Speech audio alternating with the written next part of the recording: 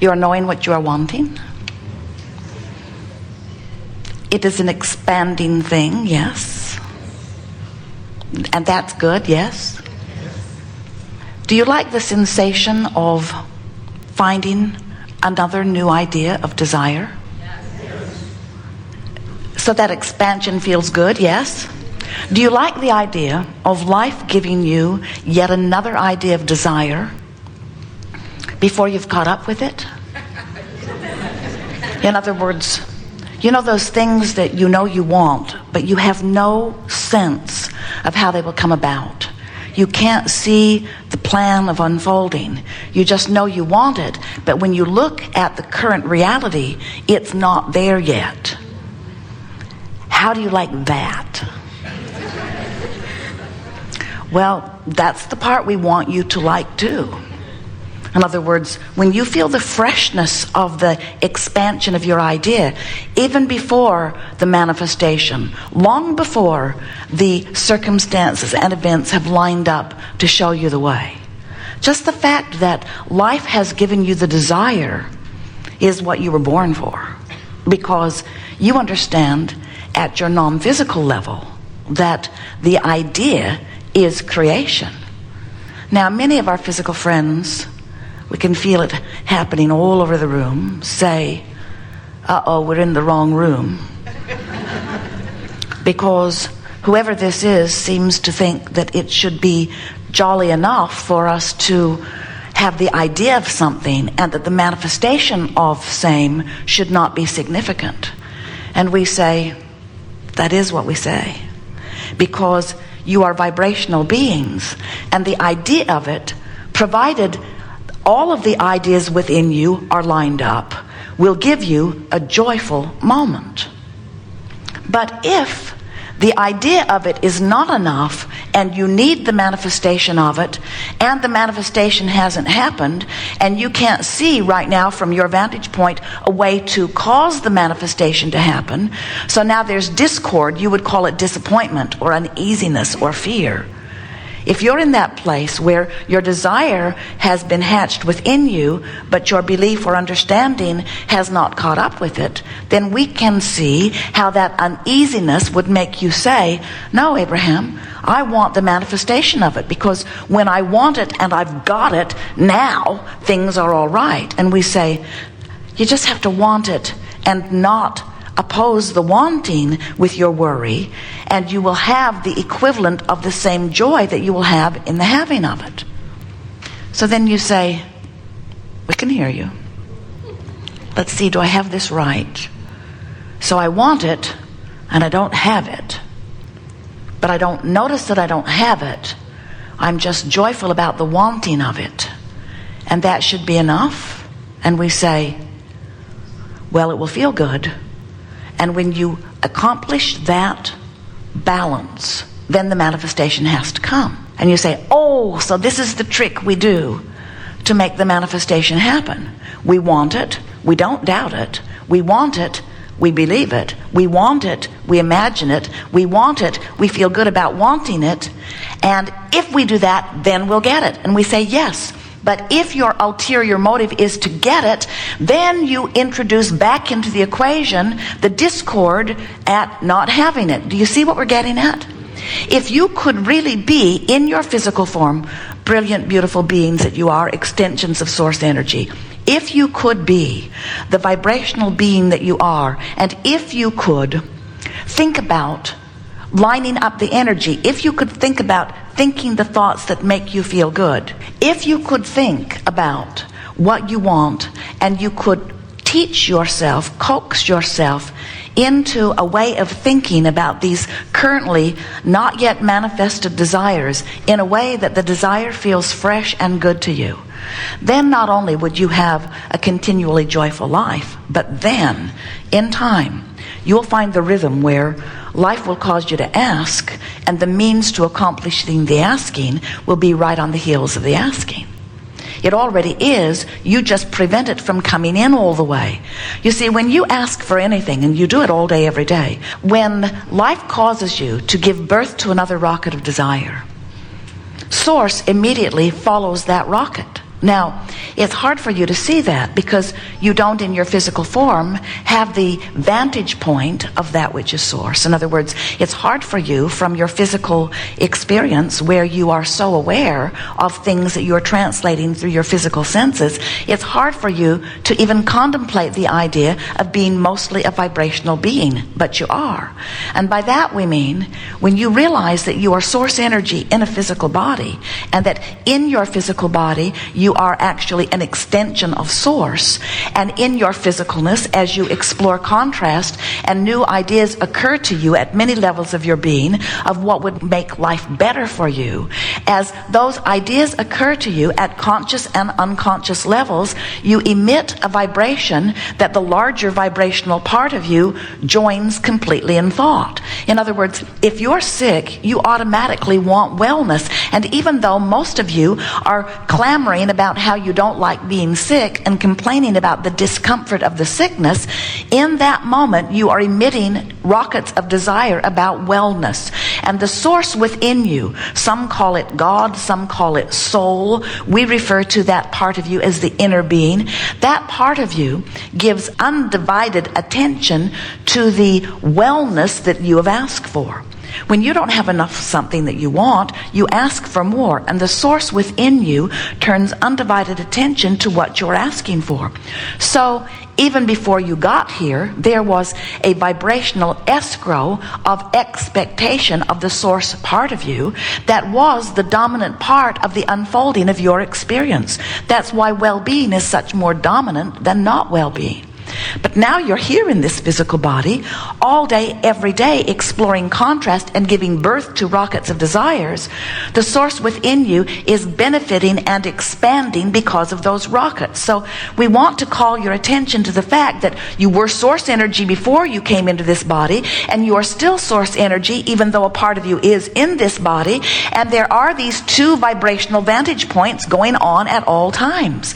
When you croak, we love that disrespectful word since there is no death. When you leave this physical body, you will reemerge completely into this one energy stream, into this one vibrational perspective. But before you do that, long before you do that, while you are still here in this physical body, that part of you is still the dominant part of that which you are. So it's not just the energy that you were before you were born, it's the source energy vantage point of creation that you have become because of what you've been living here. Can you sort of kind of get that? You, in your physical form, are causing you, the expanded version of you, to evolve. And every negative emotion that you feel, no matter whether you call it despair or something lighter like frustration, every negative emotion you feel is because your in this moment thought vantage point is not matching the vantage point of the source within you. So when you realize you were born with this magnificent guidance that helps you to bring constant alignment between who you are in your physical form and who you really are, then you begin to understand what you've been feeling all of the days of your life. When someone you care about deceives you, and you know it, and you hear the deception, and you feel that uncomfortable feeling in the pit of you because you're being lied to and you know it, when you feel that, that feeling is not source or guidance. That's not a warning bell going off saying, stay away from that person. It's not a warning bell going off saying something bad or wrong is happening here. That's a warning bell going off because your observation of this person's behavior is causing you to conclude something about them that the source within you would not conclude. Anytime you see someone as less than, you deviate from the source within you. Anytime you do something other than love someone, you deviate from the vibration of the source within you.